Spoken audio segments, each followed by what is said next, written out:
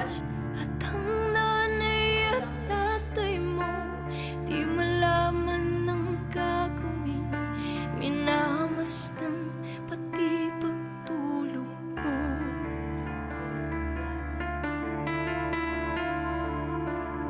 At sa gabing napupuyat ang iyong nanay sa pagtimpla ng gatas,